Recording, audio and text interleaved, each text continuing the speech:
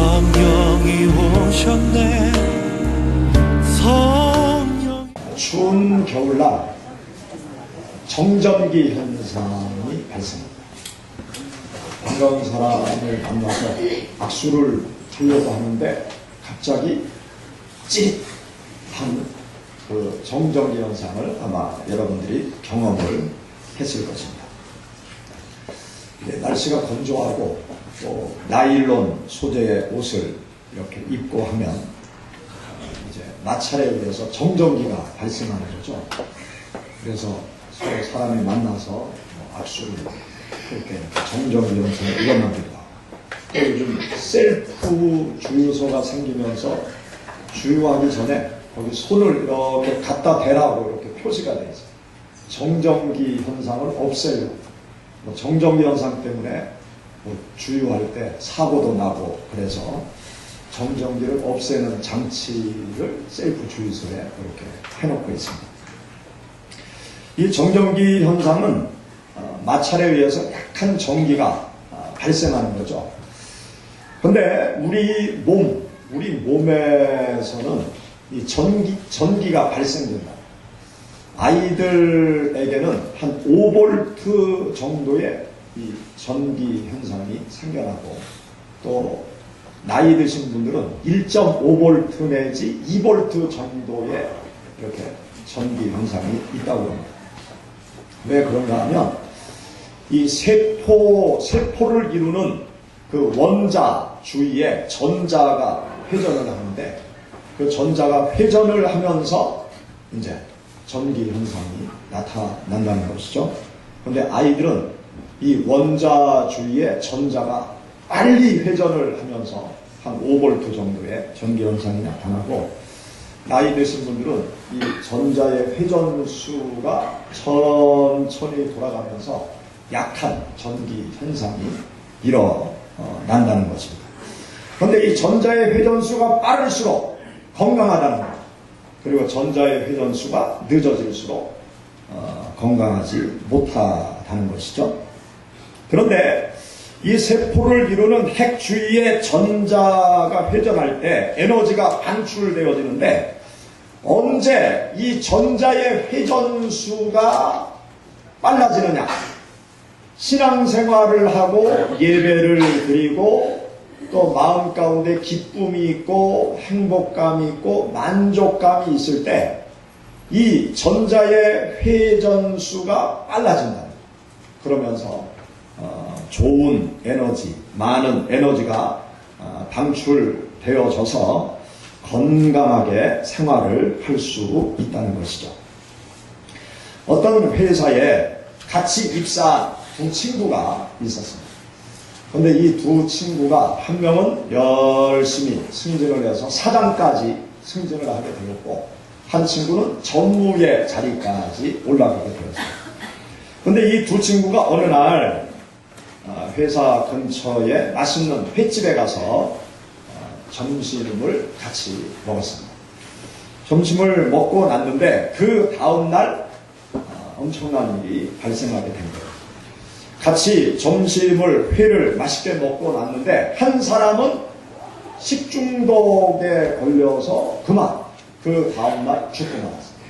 그런데 한 친구는 죽지 않고 그냥 건강하게 평소처럼 회사에 출근을 하게 되었습니다.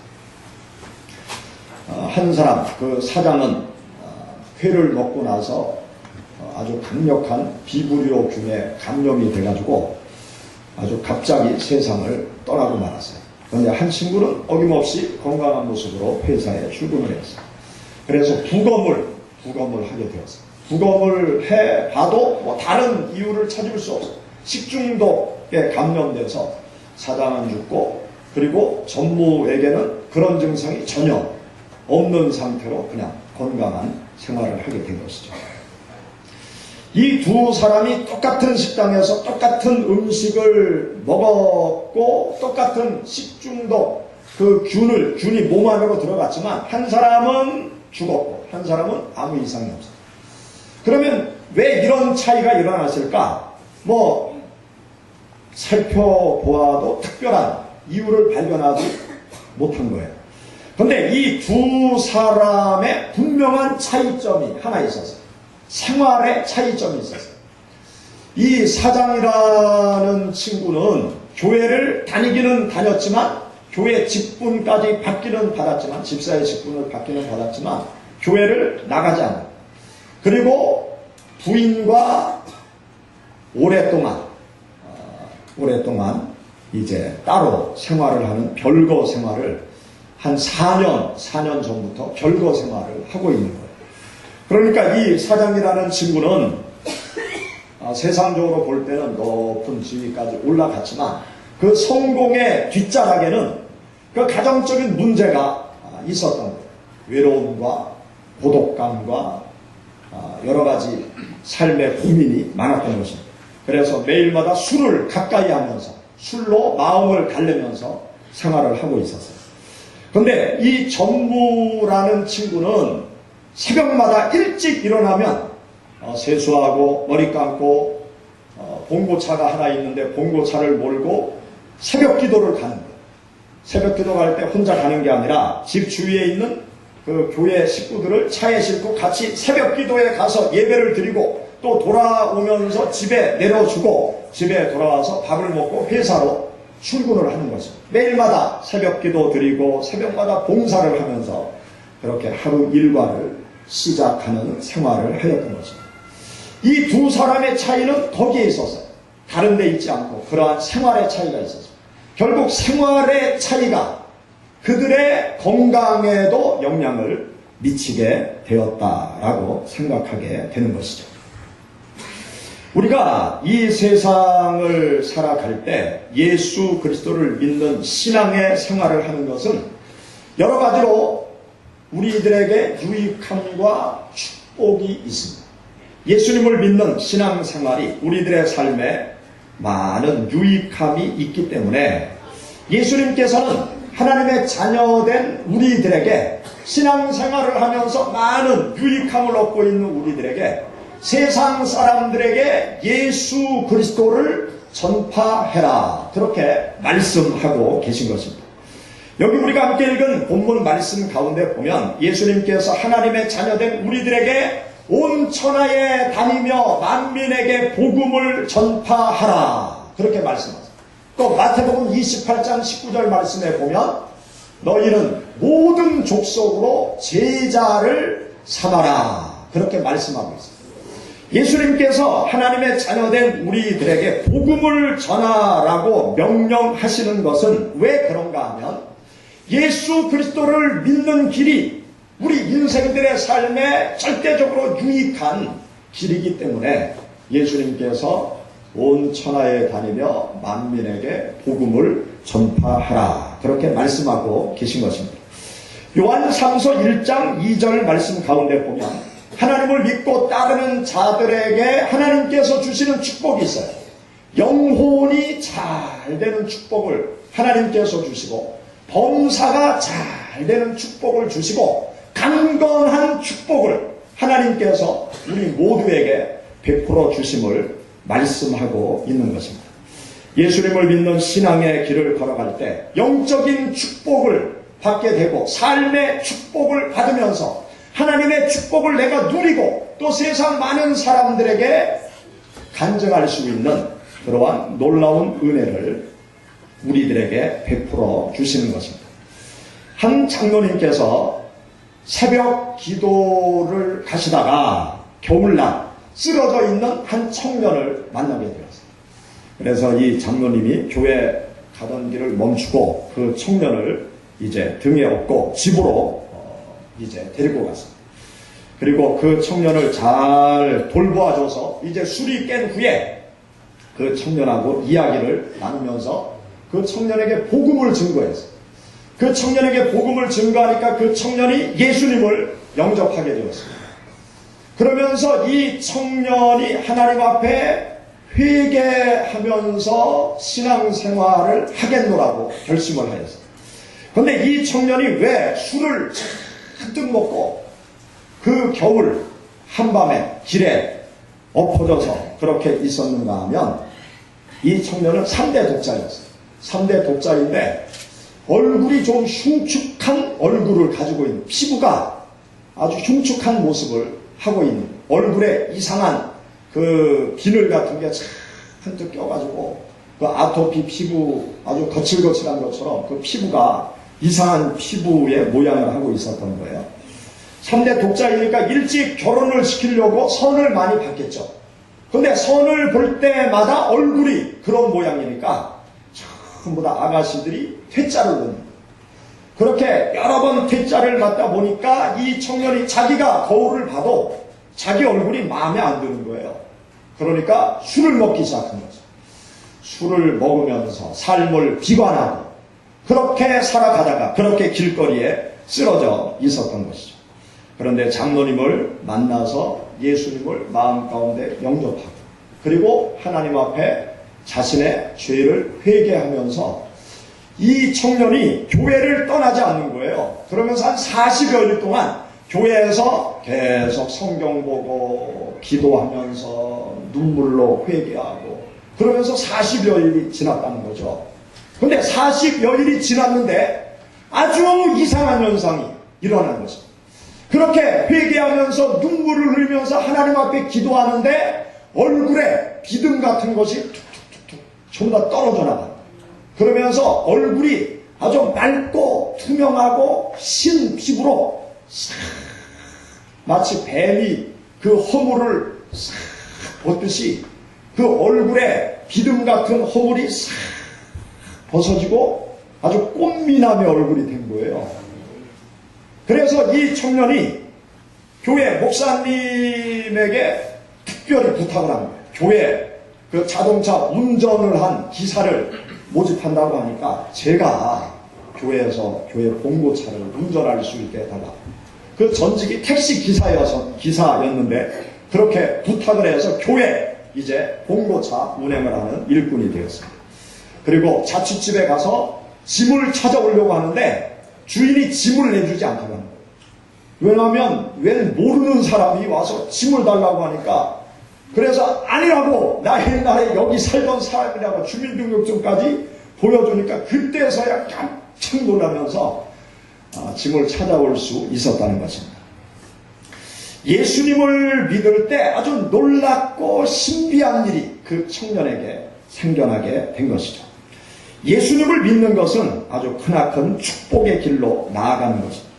예수님을 믿을 때 영혼이 잘 됨과 같이 범사가 잘 되고 강건케 되어지는 하나님의 놀라운 축복이 우리 모두에게 임하는 것을 믿으시기 바랍니다. 아멘. 예수님을 믿는 신앙생활을 하면요 우리들에게 많은 유익함이 있어요. 예수님을 믿게 될 때 저는 가장 큰 축복이 무엇인가 하면 이 죽음의 문제를 해결할 수 있다. 죽음의 문제를 해결하는 놀라운 축복이 임한다. 저는 그렇게 믿습니다. 모든 사람들은 죽음에 대해서 어떤 생각을 가지고 있는가 하면 부정적인 생각을 가지고 있어요. 죽음에 대해서 긍정적인 생각을 갖는 사람들이 거의 없어요. 죽음은 두려움의 대상인 것이죠. 또 죽음이라는 것은 영원한 이별이기 때문에 사랑하는 가족을 더 이상 만날 수 없는 것이기 때문에 모든 사람들이 슬퍼합니다. 그리고 죽음의 길로 가기를 싫어하죠. 또 모든 사람들은 이 죽음이 모든 것의 끝이라고 생각하는 거예요. 모든 것의 끝이기 때문에 한없이 절망하는 거죠. 내가 꿈꾸고 바라는 것들을 더 이상 할 수 없는 그 벽에 부딪힌 것이 죽음이요. 그렇기 때문에 한없이 절망하고 낭만하는 것이 사람들의 모습입니다. 그러나 예수 그리스도를 믿게 되면은요, 이 죽음에 대한 생각이 달라져요. 죽음에 대하여 긍정적인 생각을 갖게 되어집니다. 죽음이라는 것은 천국으로 들어가는 문이라는 사실을 깨닫게 되어지고 그것에 대한 믿음을 갖게 되어져요. 여러분, 죽음이라는 것이 천국으로 들어가는 문이라고 생각하십니까? 그렇게 깨닫고 있습니까? 그렇게 믿고 있습니까?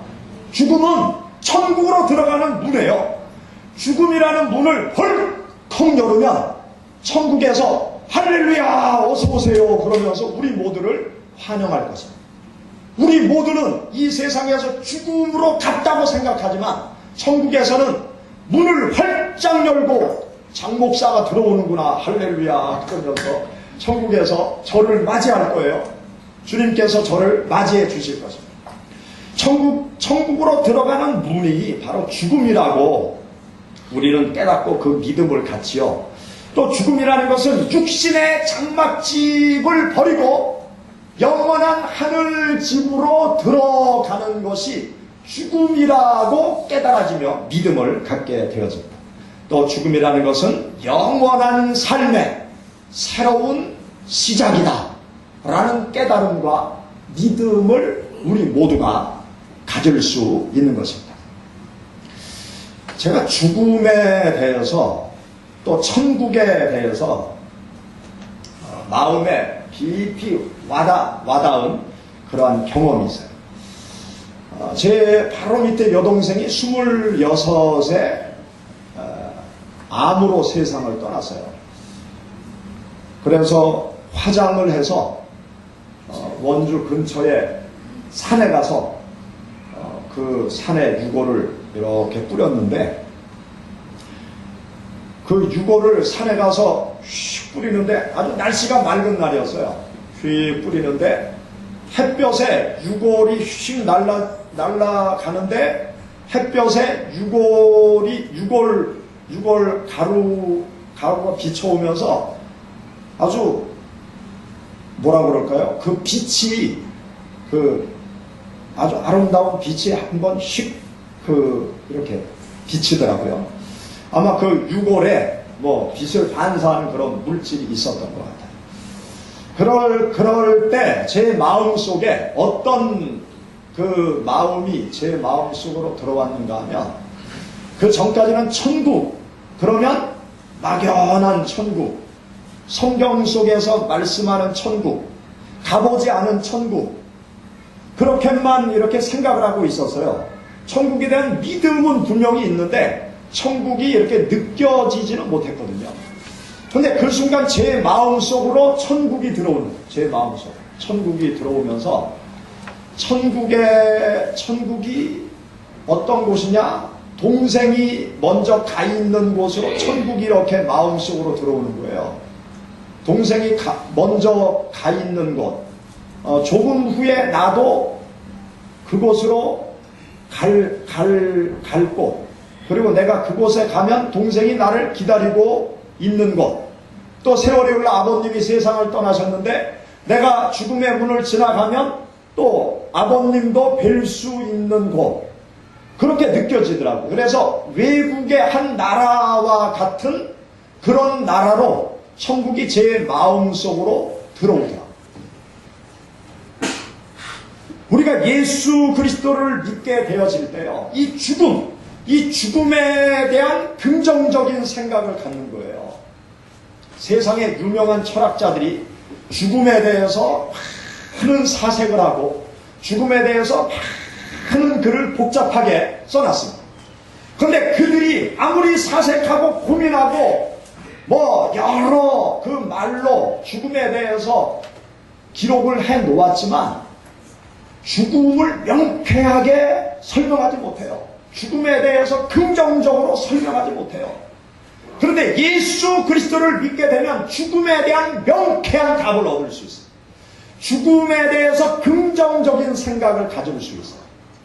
죽음이라는 것은 세상 모든 사람들이 피할 수 없는 길인데 모든 사람들이 다 가는 그 마지막 길이 죽음인데 예수 그리스도를 믿게 되면 그 마지막 길이 아니고 새로운 길임을 우리는 예수님 안에서 죽음을 바라볼 수 있습니다. 죽음이 새로운 세상으로 들어가는 문이요, 죽음이 천국으로 들어가는 문이요, 죽음이라는 것은 영원한 하나님 아버지와 함께 사는 그곳으로 들어가는 문이라는 아주 긍정적인 생각을 갖게 되어집니다. 이 죽음에 대해서 예수 그리스도 안에서 새로운 생각을 갖게 되어지면요, 세상에서 두려울 것이 없어요. 사람들이 두려움을 갖는 것은 죽음 때문에, 두려움에 불안의 근원을 계속 파고 들어가면 마지막에 죽음이 버티고 있어요. 죽을까봐 두려운 거예요. 뭐든지. 그런데 이 죽음의 문제가 해결되어지면 담대하게 세상을 살아갈 수, 어떤 어려움과 고난이 있어도 그 고난과 어려움과 싸워 이길 수 있는 강인함이 예수님 안에서 생겨나게 되는 것입니다. 우리가 예수 그리스도를 믿게 되면은요, 환경을 초월한 또 평안과 기쁨과 만족한 삶을 살아갈 수 있어요. 한여름에 태풍이 몰아쳐 올 때 보면 태풍의 중심은 고요하죠. 태풍의 눈은 고요하죠. 그리고 주위 사방은 난리가 나죠. 뭐 나무 뿌리가 뽑히고, 뭐 가로수가 넘어지고, 전봇대가 넘어지고, 막 지붕이 날아가고, 뭐 난리가 나잖아요. 그런데 그 주위가 요동쳐도 태풍의 중심은 고요해요. 예수님을 믿는 것은 마치 태풍의 눈 속에 있는 것과 똑같습니다. 우리들의 삶이 요동을 쳐도 예수님께서 당신의 날개 아래 우리를 품어주셔서 요동치는 세상 속에서 고요함과 평안함을 유지할 수 있어요. 그러면서 요동치는 삶의 환경 속에서 하나님께서 주시는 평안함을 가지고 정신을 차리고 고난을 뚫고 나가는 놀라운 축복이 예수 그리스도 안에서 생겨나는 것입니다. 김대중 대통령이 일본에서 갑자기 납치를 당해가지고 보자기에 씌워서 현해탄에 수장될 위기에 처해져 있어요. 그런데 그때 김대중 대통령이 하나님 앞에 기도했대요. 하나님, 저를 살려주세요. 저를 제발 살려주세요. 그러면서 하나님 앞에 기도를 드렸대요. 그렇게 기도를 드리는데 갑자기 예수님의 환상이 보이대요. 예수님의 환상이 보이는데 그 순간 어떤 믿음이 생기는가 하면 예수님께서 나를 붙잡고 계십니다. 하나님, 예수님께서 나를 살려주시겠구나. 그 믿음이 생기면서 마음속에 평안함이 자리 잡게 되더래요. 그런데 거짓말처럼 예수님의 환상을 보고 예수님께서 나를 살려주시겠구나, 그런 믿음이 생기면서 평안함을 갖는데 갑자기 어디선가 헬기 소리가 타타타타 나더니 그때 살게 되었다. 며칠 전에 그 납치 사건이 있을 때에 일본 총리가 한국을 찾아와서 이효 여사를 만났어요. 이효 여사가 그 일본 총리한테 고마움의 인사를 하는 거예요. 내 남편이 납치됐을 때 살려주셔서 정말 감사합니다. 그렇게 이효 여사가 일본 총리한테 인사를 하더라고요. 우리가 아무리 힘들고 어렵고 삶의 폭풍과 몰아쳐도 예수님을 믿는 사람들에게는 평안함이 있어요. 하나님의 보호하심이 있어요. 하나님께서 지켜주시고 이끌어주시고 밀어주시는 하나님의 놀라운 은혜가 있는 것입니다. 하나님을 믿는 신앙생활을 한다는 것은 말로 표현할 수 없는 어떤 화폐 가치로 평가할 수 없는 아주 놀라운 축복의 은혜가 예수 그리스도를 믿는 신앙생활 속에 있는 것입니다. 예수님을 믿을 때 질병을 치료받기도 하고 또 소원과 꿈을 이루어 주시는 하나님의 은혜를 경험하기도 하고 또 선한 길로 인도하시는 하나님의 축복, 또 모든 환경을 좋은 환경으로 궁극적으로 바꾸어 주시는 전화위복의 하나님의 축복을 우리가 예수님 안에서 경험할 수 있어요. 하나님을 믿는 자들에게는 하나님께서 도우시고 밀어주시고 끌어주시는 놀라운 축복이 있습니다. 이 놀라운 축복과 은혜를 주시는 예수 그리스도를 세상 사람들에게 전파해라, 그렇게 주님께서 우리들에게 말씀하시는 것입니다. 예수님께서는 하나님의 자녀된 우리 모두에게 세상 모든 사람들에게 전도하라고 명령하시는 것은 세상 모든 사람들에게 하나님의 축복을 나누어 주기 위해서 우리에게 복 주시는 하나님을 세상 사람들에게 가르쳐주고 세상 사람들에게 전달해주고 세상 사람들을 주님 앞으로 인도하라고 말씀하시는 것입니다. 전도라는 것은 다른 것이 아니에요. 예수님을 전하는 거예요. 전도라는 것은 다른 것이 아닙니다. 마음의 문을 열고 예수님을 영접하도록 우리가 하는 일에, 또 전도라는 것은 믿지 않는 사람들을 주님 앞으로 하나님의 교회로 모시고 나오는 것이 전도입니다. 이 전도라는 것은 나를 유익하게 하고요, 나를 복되게 하고 우리 주위에 있는 모든 사람들을 유익하게 하고 복되게 하는 것이 바로 전도예요. 창세기 12장 1절부터 3절 말씀 가운데 보면 하나님께서 아브라함을 지금의 이라크 땅에서 이스라엘 땅으로 이사를 가라고 하나님께서 말씀하세요. 이사를 가라고 말씀하시면서 하나님께서 약속의 말씀을 주세요. 우리 창세기 12장 한번 찾아보시죠.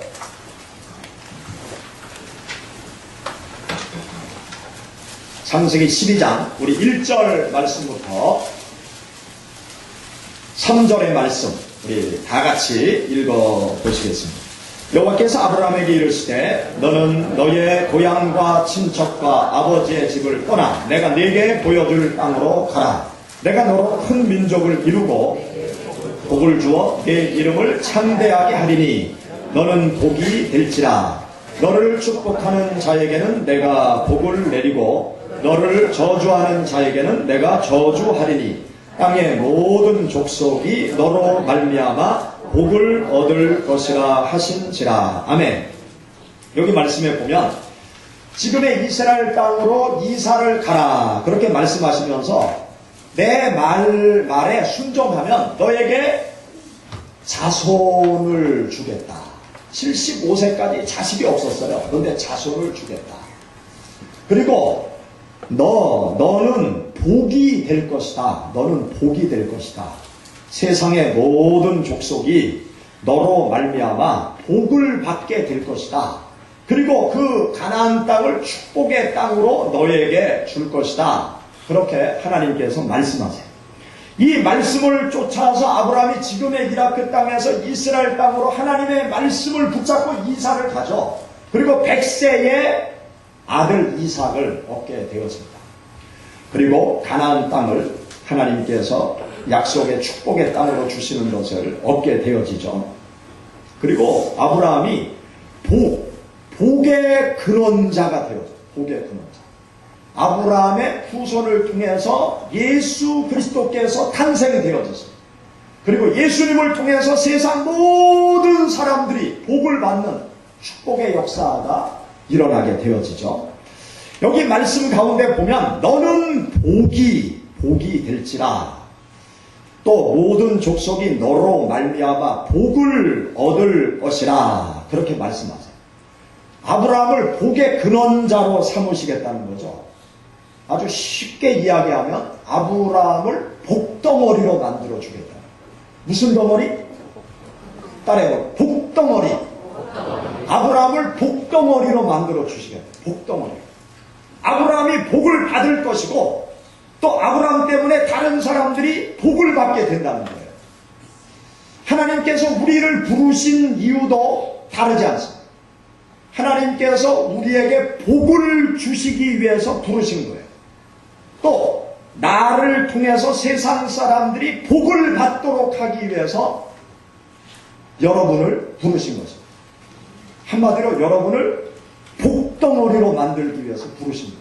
그렇게 믿습니까? 우리 한번 따라해 봅시다. 나는 복덩어리다. 그렇게 믿습니까? 예, 나는 복을 받은 복덩어리예요. 누구의 복을 받아요? 하나님의 복을 받은 복덩어리예요. 복덩어리. 다른 사람한테 까불지 말라고 그래요. 나는 복덩어리다. 하나님의 복을 받은 복덩어리. 예수님 믿고 천국에 갈 수 있는 복을 받은 복덩어리. 예수님을 믿고 삶의 인도하심과 축복하심을 경험하며 살아가는 복덩어리. 누가? 내가 복덩어리. 하나님의 복을 받은 복덩어리. 또 복덩어리니까 복을 떼어줄 수도 있어요. 다른 사람, 예수님을 믿지 않는 사람들에게 복을 떼어줄 수 있는 복덩어리가 된 사람이 나예요. 하나님의 축복을 받은 우리들이 이 세상 살아가면서 내가 누리고 있는 이 축복을 믿지 않는 사람들에게도 나누어 줘야 돼요. 내가 누리는 축복을 세상 사람들에게 나누어 줘야 돼요. 그런데 어떤 복을 나누어 줘야 될까요? 세상 사람들이 내가 많이 가지고 있는 돈을 달라고 하면 돈 줄 거예요?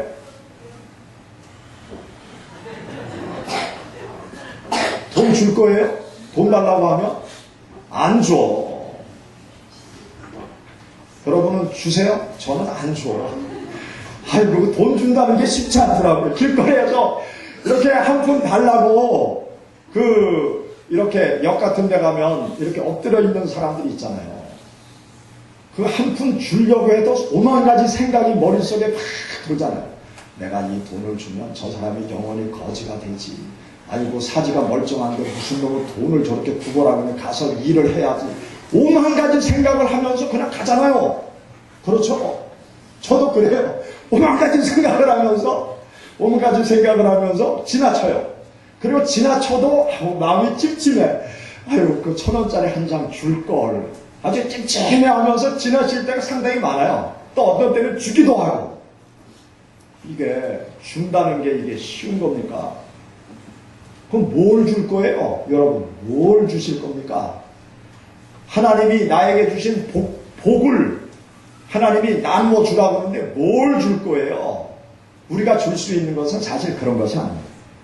물론 그런 것도 나누어 줄 수 있겠죠. 그런데 하나님께서 우리들에게 나누어 주라고 말씀하시는 그 내용물이 무엇인가 하면 가장 귀한 것이 있어요. 뭐 물질을 나눠주고 뭐 상담을 해주고 뭐 그런 것도 좋아요.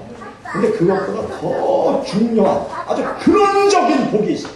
그게 뭔가 하면 예수 그리스도를 우리가 나누어줘요. 내 마음속에 있는 예수님, 내 마음속에 들어오셔서 나를 구원하신 예수님, 나의 죄를 사해 주신 예수님, 나를 천국으로 인도하는 예수 그리스도, 그분을 우리는 나누어줘요. 예수님을 나누어주면요, 내가 그 사람에게 돈을 주지 않아도 예수님 믿고 부자가 되게 할 수 있어요. 예수 그리스도를 나누어주면 그 사람의 삶의 고민을 내가 다 해결해 주지 못해도 예수님께서 그 사람의 삶의 고민을 해결해 주시고 절망 가운데 있는 자에게 소망을 주시고 갈등과 번민과 고뇌 속에 있는 사람의 삶의 문제를 주님께서 다 카운셀링 해주세요. 우리가 세상 모든 사람들에게 나누어 줄 수 있는 복은 바로 예수 그리스도입니다. 예수 그리스도를 믿지 않는 불신 영혼들에게 날마다 전달해 주는 일, 이것을 주님께서 원하십니다. 여러분, 예수 그리스도를 믿는 일이 좋다고 생각하시면 전도하시기 바랍니다. 나만 좋은 것을 누리면 되겠습니까? 가족 모두가 예수님을 통해서 축복을 받아야죠. 우리 주위에 있는 사랑하는 많은 사람들이 예수님을 통해서 구원받고 삶의 도움을 받으면서 인생의 승리자로 살아갈 수 있도록 우리가 예수님을 전해야 되는 것이죠. 여러분들이 올 1년 생활해 가실 때 무엇보다도 예수님을 이웃들에게 전하시기를 바랍니다. 자녀 문제로 괴로워하는 사람이 있으면요, 예수님을 전하세요. 또 건강 문제로 괴로워하는 이웃이 있으면 그 사람에게 예수님을 전해 주시기 바랍니다. 또 사업 문제로, 경제적인 문제로, 정신적인 문제로 괴로워하는 이웃이 있으면 그 사람에게 예수 그리스도를 전해 주세요. 예수 그리스도께서 그 영혼을 구원하실 것이고 예수 그리스도께서 그 영혼을 삶의 진토에서 일으켜 세워서 인생의 승리자가 되게 하실 것입니다. 예수님은 좋으신 분이세요. 예수님은 우리에게 복을 주시는 분이세요. 예수님은 여러분들을 통해서 세상 모든 사람들에게 복을 나누어 주기를 원하십니다. 같이 기도하겠습니다. 성령이 오셨네.